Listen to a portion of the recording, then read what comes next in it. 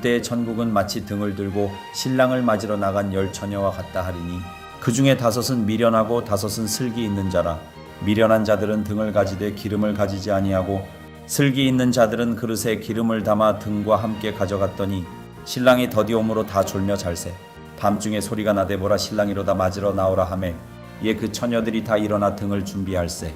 미련한 자들이 슬기 있는 자들에게 이르되 우리 등불이 꺼져가니 너희 기름을 좀 나눠달라 하거늘 슬기 있는 자들이 대답하여 이르되 우리와 너희가 쓰기에 다 부족할까 하노니 차라리 파는 자들에게 가서 너희 쓸 것을 사라 하니 그들이 사러 간 사이에 신랑이 오므로 준비하였던 자들은 함께 혼인잔치에 들어가고 문은 닫힌지라.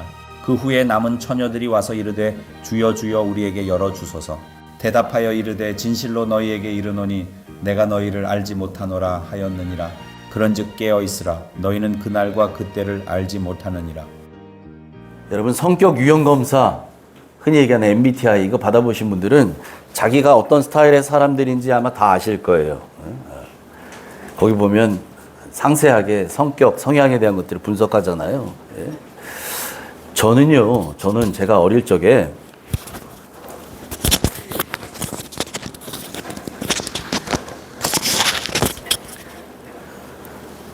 제가 처음에는 즉흥적인 걸 좋아하는 사람인 줄 알았어요. 왜 그랬냐면 아마 대부분 다 우리 젊었을 적엔 다 그랬을 거예요. 마음에 맞는 친구들하고 그 예정이 없었던 여행을 그냥 훌쩍 떠나는 거 이런 거 좋아했거든요.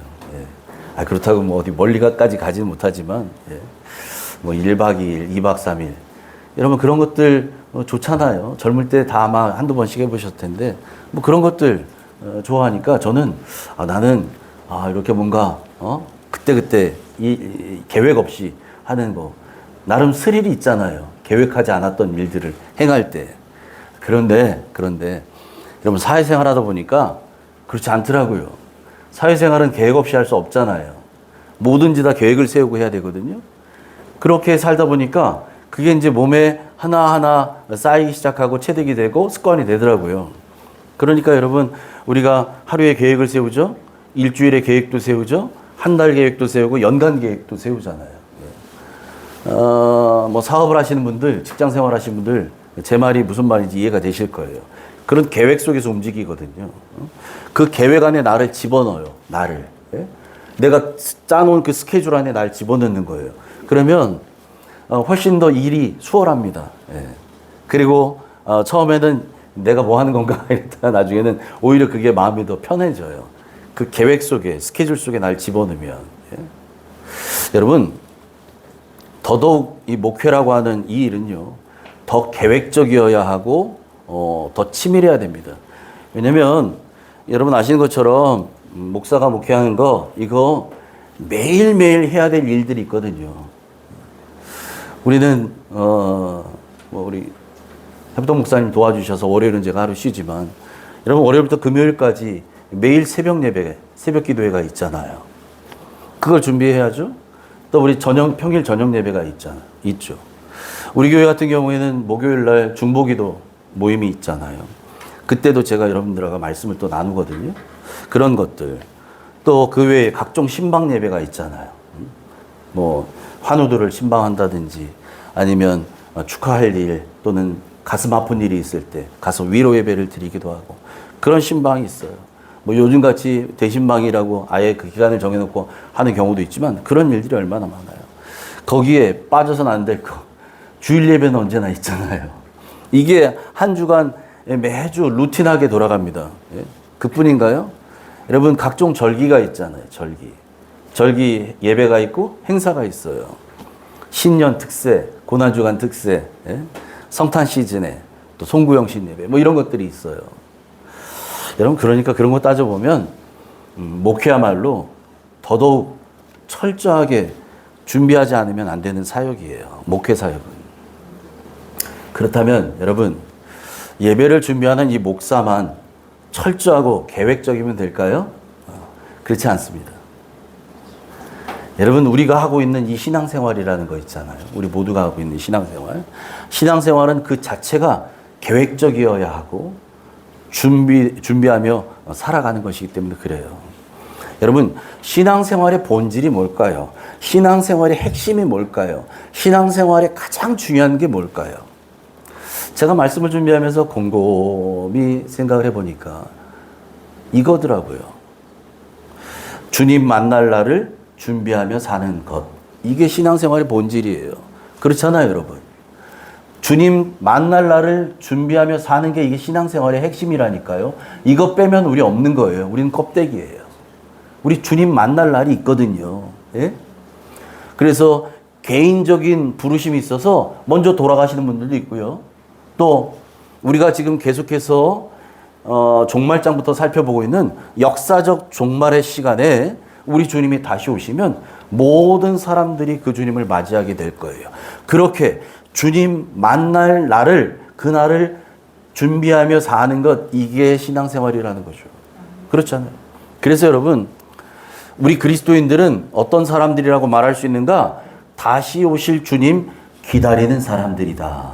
아멘이십니까? 그렇게 말할 수 있어요. 다시 오실 주님을 기다리는 사람들이에요. 우리는요. 이거 잊어버리면 안 됩니다. 그래서 이 재림을 기다리는 것, 재림을 준비한다는 것이 얼마나 중요한지 우리 예수님께서요. 이걸 반복해서 말씀하시는데, 여러분, 지금 여러분 기억하실지 모르겠지만 이 종말에 관한 이야기가 어디에서 나왔냐면 예수님께서 십자가에 달려 돌아가시기 전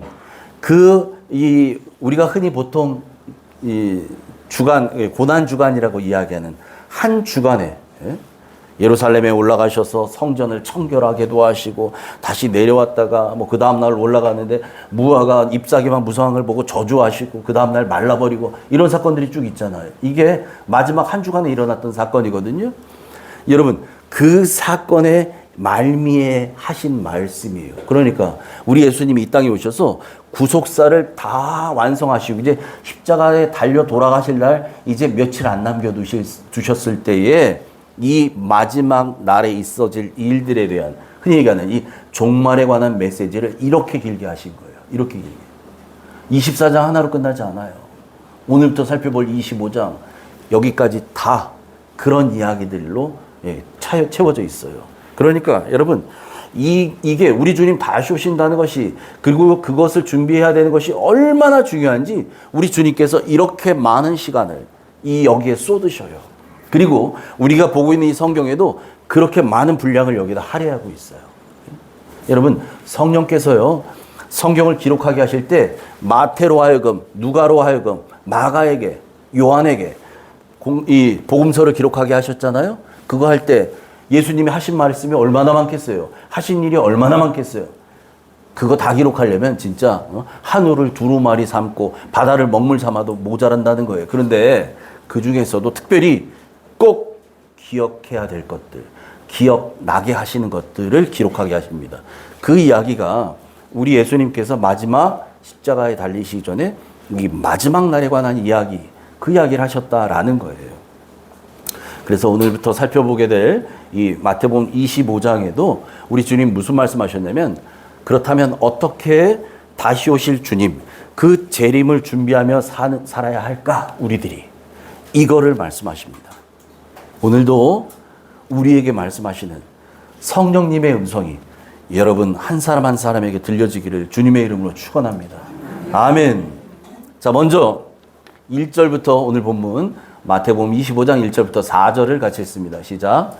그때에 천국은 마치 등을 들고 신랑을 맞으러 나간 열 처녀와 같다 하리니 그 중에 5은 미련하고 5은 슬기 있는 자라. 미련한 자들은 등을 가지되 기름을 가지지 아니하고 슬기 있는 자들은 그릇에 기름을 담아 등과 함께 가져갔더니. 아멘. 예수님께서 천국을 또 비유하시는데 천국을 뭐로 비유했다고요? 등을 가지고 이제 신랑을 맞이하러 나간 열 처녀와 같다, 이렇게 말씀을 시작하셨어요. 이 비유의 말씀입니다. 여러분, 이 말씀을 이해하려면 먼저 이스라엘이란 나라의 결혼 문화에 대한 것들을 우리가 알아야 돼요. 우리나라도 크게 다르진 않지만 이스라엘은요, 이스라엘이라고 하는 이 국가는, 이 민족은 결혼을 바라볼 때 이스라엘 사람들이 결혼은 뭐로 바라보느냐? 집안과 집안, 가문과 가문이 결합하는 것이라는 의미가 컸어요. 예? 여러분 오늘날도 그렇잖아요. 뭐 남자 여자 둘이 만나서 둘이 좋아서 그냥 같이 산다. 이걸 결혼이라고 하지 않잖아요. 정말 결혼하면 양가의 어른들과 함께 양가의 가족들이 함께 인정해주고 축하해주고 그런 거잖아요. 여러분 그래서 이스라엘도 그런 의미에서 이스라엘에서 결혼이라고 하는 것이 일어날 때는 어떤 일들이 있냐면 신랑의 아버지가 이제 며느리 될 사람, 그러니까 신부 될 사람이죠. 아가씨. 그 아가씨를 이 신부를 며느리를 우리 집에 드리게 되는 거 아닙니까? 결혼하면. 예. 드리는 대가로 사돈댁에 지참금 돈을 줍니다. 여러분 이 고대에는 더더욱 이런 게 있었거든요. 우리 집에 며느리를 드린다? 이건요, 노동력을, 저쪽 집에 있던 노동력을 우리 집으로 갖고 온다는 의미를 갖고 있어요. 여러분, 집안 살림 누가 해요? 여자가 다 하잖아요.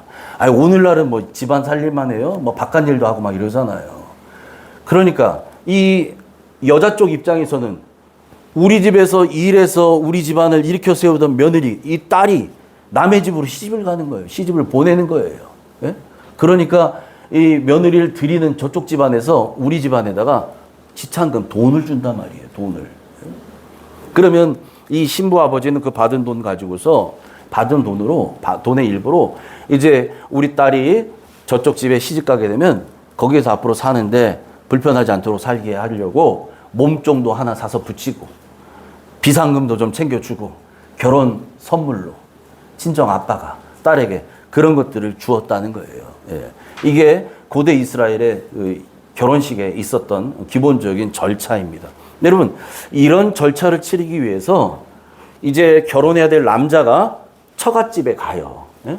아가씨 집으로 가는 거예요. 거기 가서 거기서 혼례식을 치러요. 이것을 정혼이라고 합니다. 정혼.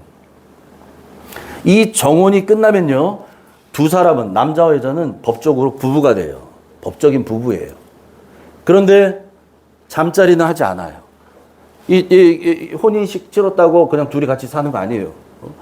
혼인식을 치러서 법적으로는 우리가 부부가 됐습니다. 그런데 그리고 난 뒤에 남자는 원래 자기 집으로 돌아가요. 가서 뭐 하느냐? 가서 집을 지어요. 신혼집. 이제 내가 사랑하는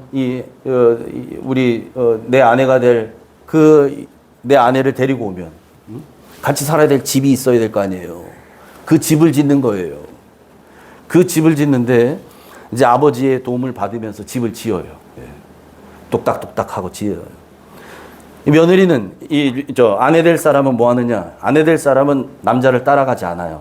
자기 집, 자기 친정집에 그냥 남아서 있는 동안에 신부 수업 받아요. 그러면서 아내가 될 준비를 하는 거예요. 그렇게 지내다가 한 1년쯤 지난 어느 날 이제 신랑 아버지가 아들에게 말합니다. 아들아, 그만하면 됐다. 이제 집이 거의 다 지어졌으니 이제 가서 며느라이 데려오너라. 이렇게 말씀하셔요. 이 결정은 누가 하느냐? 아버지가 해요. 신랑 아버지가 해요. 아버지는 알거든요. 이 정도 하면 된 거야, 집이. 이제 살만해, 살 수 있어. 그러면 거기에서 데려오라고 명령을 합니다. 그 명령을 들은 아들이 이제 아버지 알겠습니다, 다녀오겠습니다 대답하고 신부 집으로 가는 거죠. 자기 아내 집. 1년 전에 정혼했었던 내가 사랑하는 그 여자, 그 집으로 가는 거예요. 아내를 데리러. 그 시각에, 바로 그 시각에 이 신부는 뭐 하고 있느냐?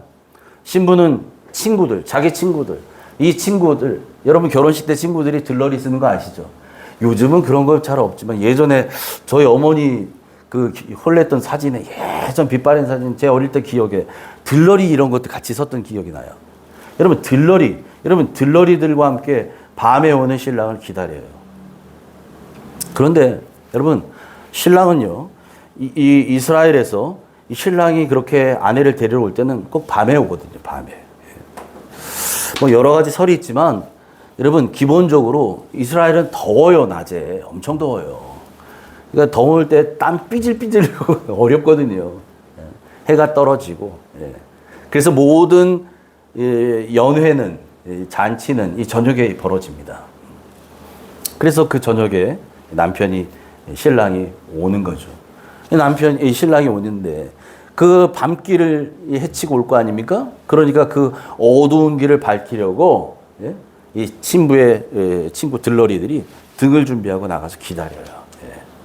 오늘날처럼 뭐 가로등이 잘 돼 있고 이런 시절이 아니니까 길을 비춰주고 이제 이 길로 오는 거 맞습니다. 멀리서 봐도 불빛이 보이는 곳을 찾아볼 수 있잖아요.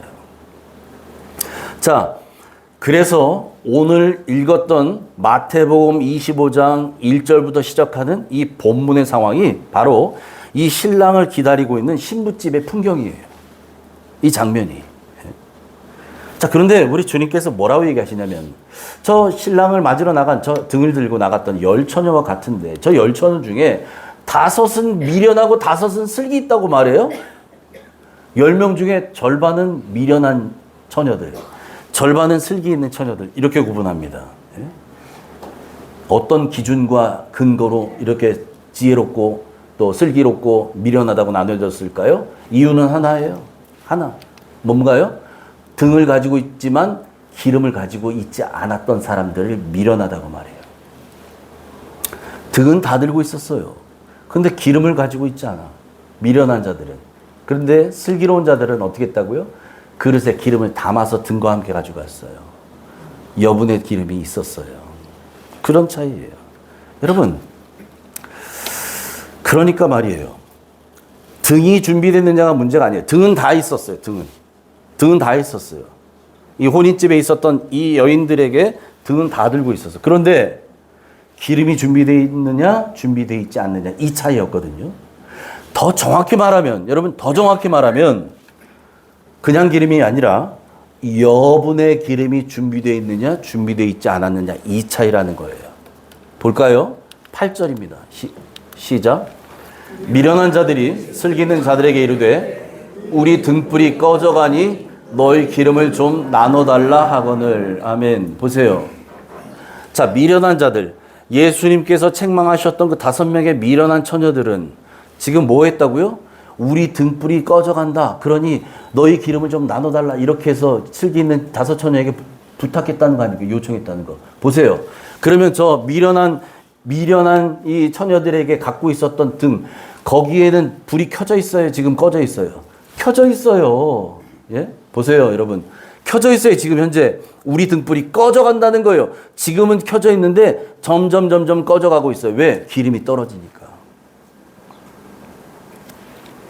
그러니까 엄밀히 말하면 저 미련한 처녀들도 기름은 있었어요. 처음에. 슬기로운 처녀들도 기름이 있고.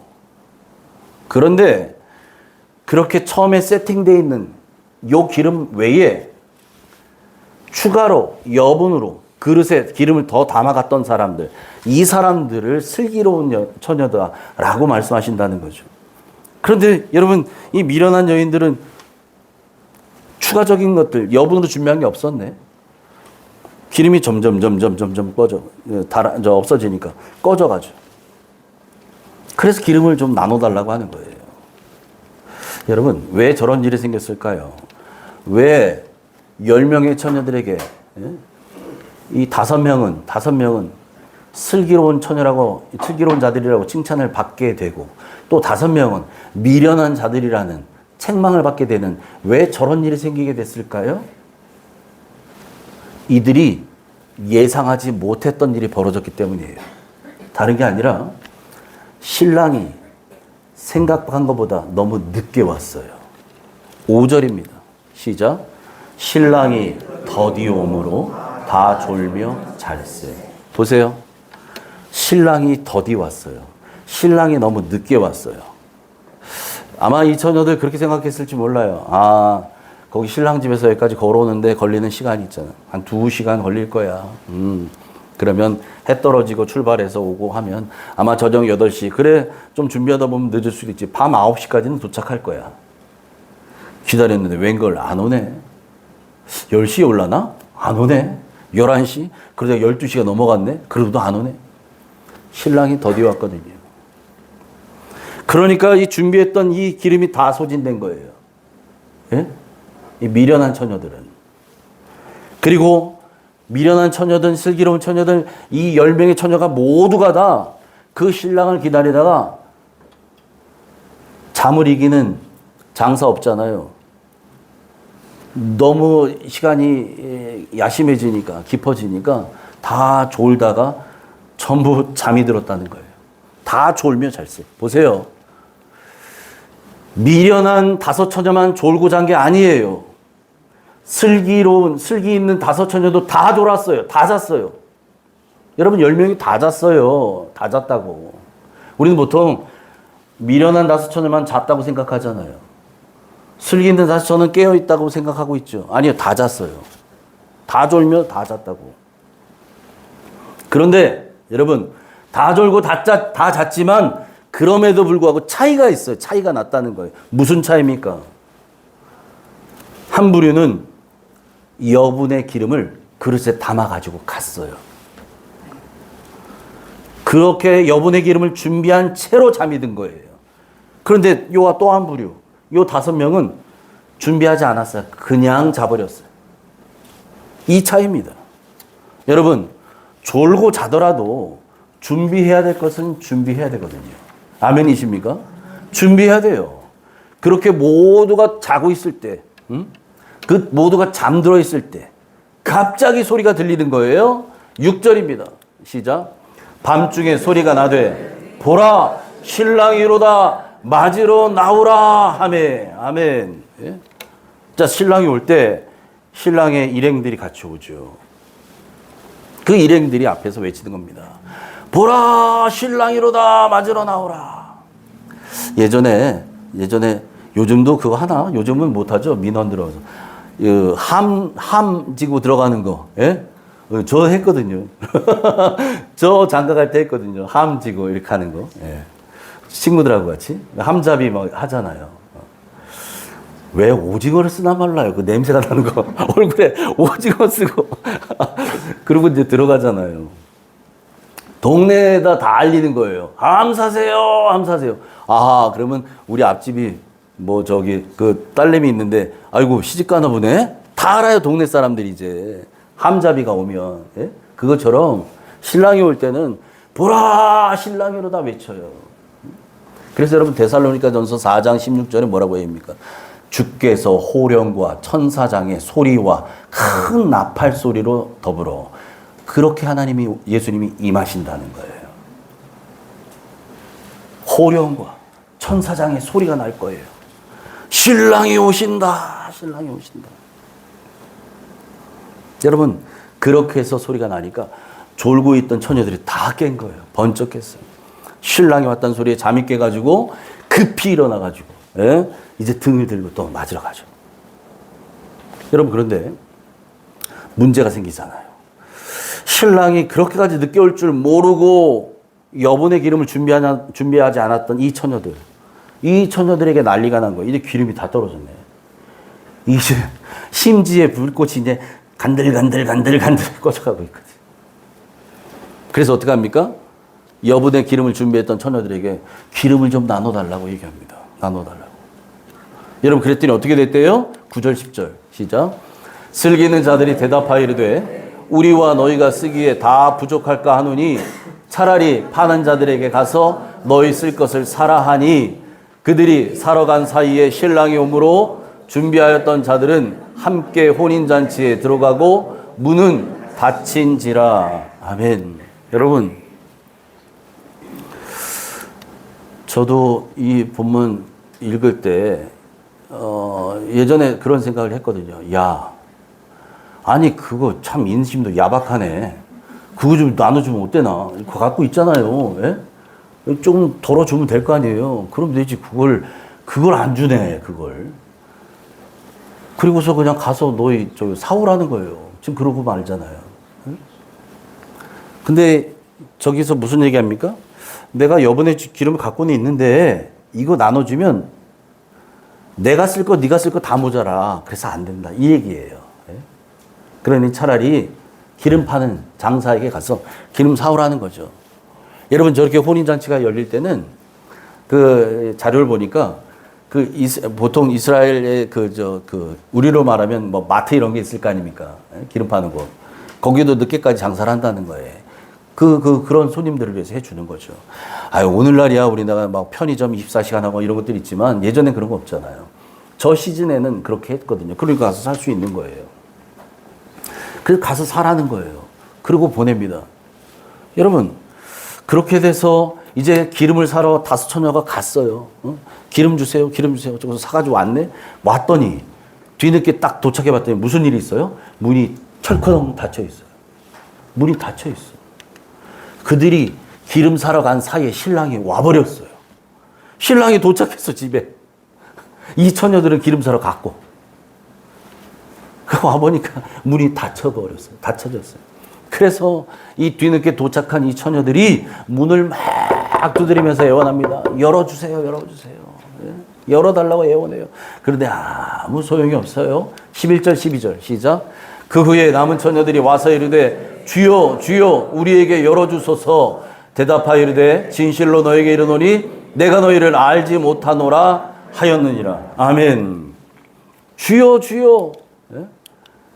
우리에게 열어주소서. 얼마나 애타게 소리를 쳤을까요? 그런데도 한번 닫혀진 문은 열려지지가 않아요. 열려지지 않아요. 마치 노아의 방주의 문과 똑같아요. 노아의 방주의 문이 한번 철커덩 닫혀버리니까 그 뒤에 살려달라고 아우성치면서 그 문을 두들기는 사람 못 열어줘요. 노아가 열어주기 싫어서가 아니에요. 왜 안 열려요? 하나님이 닫으셨거든요. 하나님이 닫으시면 열 자가 없고 하나님이 여시면 닫을 자가 없습니다. 한번 닫히니까 못 들어가요. 아무도 못 들어가요. 예? 그러면서 그 안에서 주님이 세상에 이런 말씀하십니다. 뭐라고 얘기합니까? 진실로 너에게 이르노니 내가 너희를 알지 못하노라. 와, 여러분 다 같이 기다리고 있었어요. 그 집에서, 신부 집에서 다 같이 얼마나 기다렸잖아요. 그런데 기름이 떨어져 버렸다는 그 이유로 이런 곤욕을 치릅니다. 이 5처녀가. 내가 너희를 알지 못한다고 예수님이 딱 잘라 말하셔요. 여러분, 이 비유의 말씀을 마치면서 예수님께서 이런 말씀으로 결론을 주시는데 그 13절이 이거예요. 같이 읽습니다. 이게 결론입니다. 시작.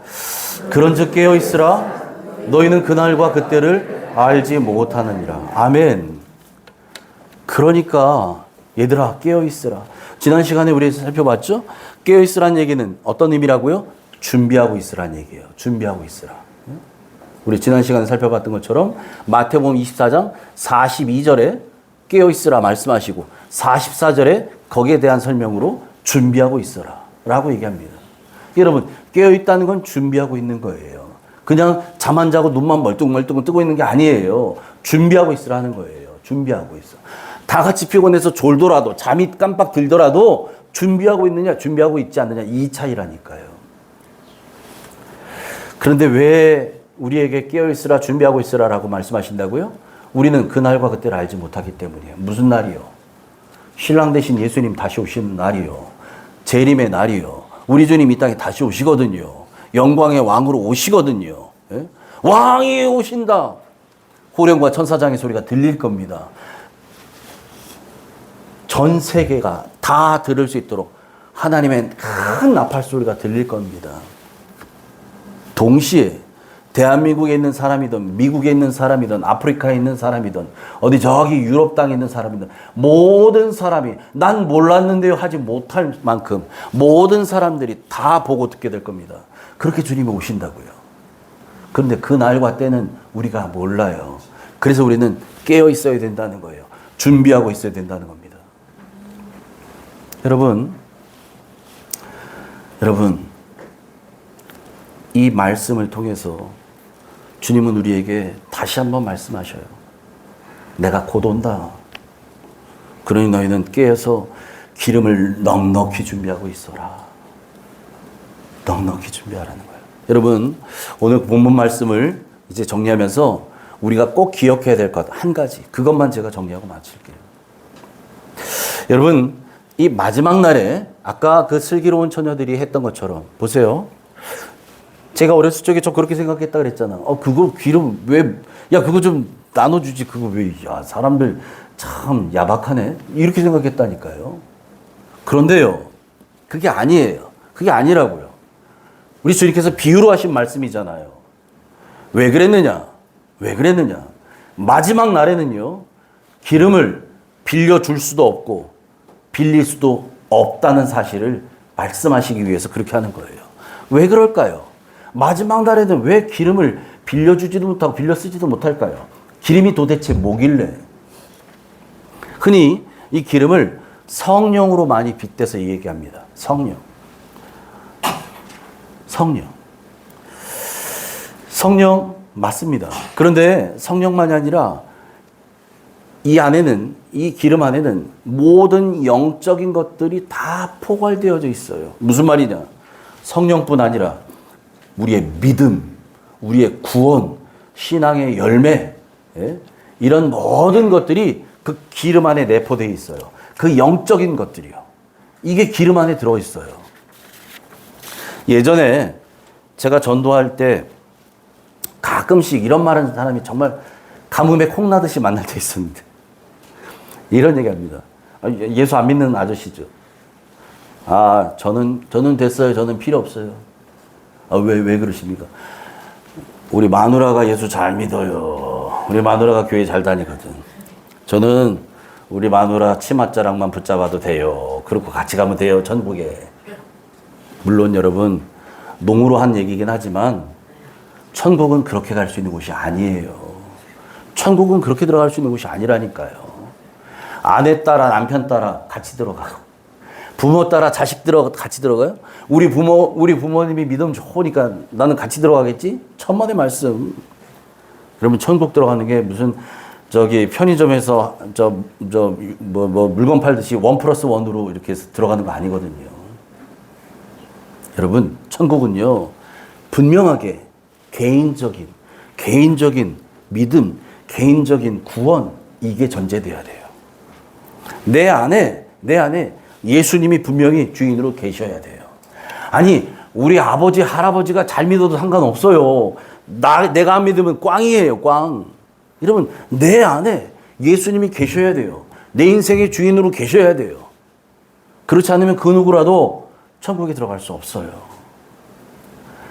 그래서 여러분, 오늘 주님께서 말씀하실 때 등은 준비되어 있는데 기름이 준비되어 있잖아. 떨어졌던 이 5 처녀들, 이 사람들을 우리는 이렇게 말할 수 있어요.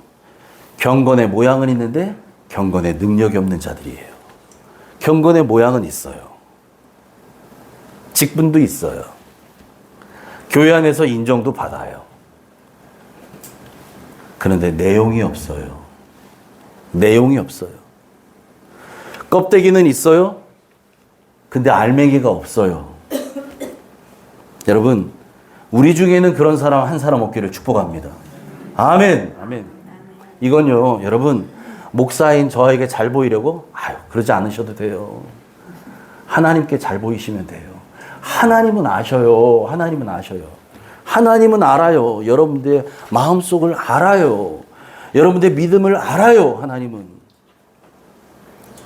여러분 안에 예수님이 주인으로 계셔서 다 같이 천국에 들어가시길 축복합니다.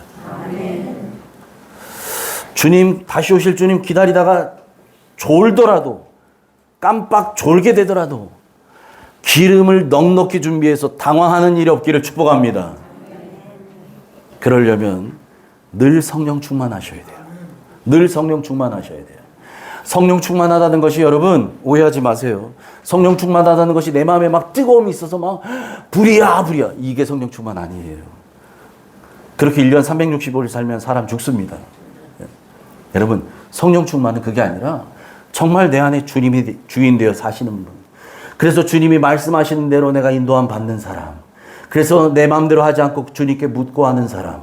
그 주님과 동행한다는 것이 무엇인지 매일매일의 삶을 통해서 내가 실천하며 경험하며 살아가는 사람, 이 사람이 성령 충만한 사람이에요. 말씀이 아니라 말씀이 나에게 주신 하나님의 음성으로 들리는 사람, 그래서 말씀이 떨어지면 그 말씀에 순종하는 사람, 이게 성령 충만한 사람이에요. 그렇게 성령 충만해서 여러분 삶 가운데 풍성한 열매가 맺혀지시길 축복합니다. 여러분, 우산은 언제 준비해야 되는지 아십니까? 비가 오지 않을 때 준비해야 돼요. 비가 오지 않을 때. 비가 억수같이 쏟아지는데 나가려고 여러분 신발장 이런 데다 우산 놓지 않으세요? 저희 집은 딱 이럴 때 웬걸 우산이 하나도 없네. 우산 다 어디 갔어? 준비 안 해놓은 거지 뭘. 여러분,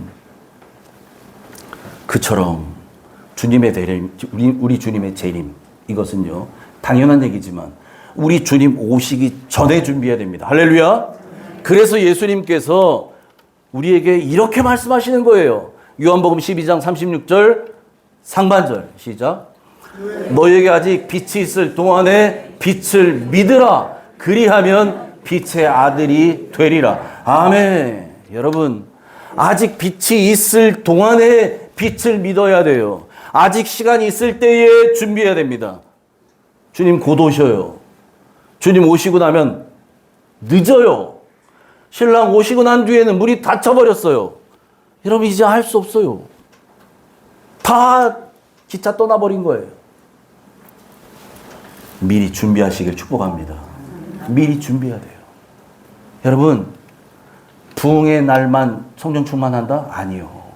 여러분, 늘 성령 충만하셔요. 성령 충만하게 사셔요. 그러길 축복합니다. 그래서 사도 바울도 우리에게 그의 고백을 통해서 말하잖아요. 뭐라고 말합니까? 여러분, 고린도후서 6장 2절에 지금은 은혜 받을 만한 때고 구원의 날이라고 말합니다. 같이 읽습니다. 시작. 보라, 지금은 은혜 받을 만한 때요. 보라, 지금은 구원의 날이로다. 아멘. 아멘. 여러분, 보라, 언제요? 지금이요. 지금이에요. 아니야, 지금 바빠. 이번 달도 바쁘고 한 석 달이나 지나고 난 뒤에나 그때 내가 제대로 한번 예수님 믿어볼 거야. 아니요. 지금이에요. 지금. 보라, 지금은 은혜 받을 만한 때래요. 보라, 지금은 구원의 날이라고 말합니다. 여러분, 은혜 받을 수 있을 때 은혜 받으시기 바랍니다. 여러분, 내가 구원받을 수 있을 때 구원받아야 돼요. 살아있을 때 구원받아야 돼요. 여러분, 생명 있을 때 복음 전하셔야 돼요.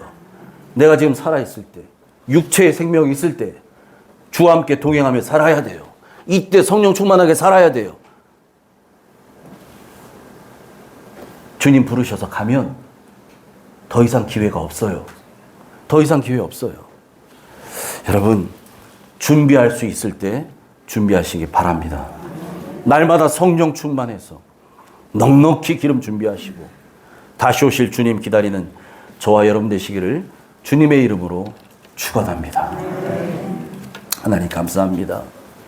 하나님, 오늘 마태복음 25장 1절부터 13절 말씀을 본문으로 우리에게 준비하되 넉넉히 준비하라는 제목으로 우리에게 메시지를 전해주시니 감사합니다.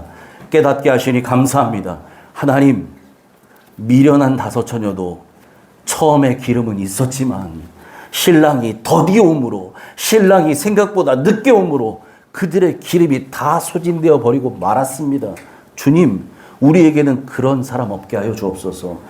예수님 처음 만날 때는 성령 충만한 것 같고 연초에는 각오하고 다짐할 때 성령 충만한 것 같지만 그 마음이 작심삼일돼 버리고 얼마 가지 못하고 사그러져 버려서 내 힘으로 하려고 하는 그런 어리석음을 범하지 않게 하시고 날마다 주시는 그날의 흡족한 은혜를 받아 누리는 깨어있는 옥정가족들 다 되게 하여 주옵소서.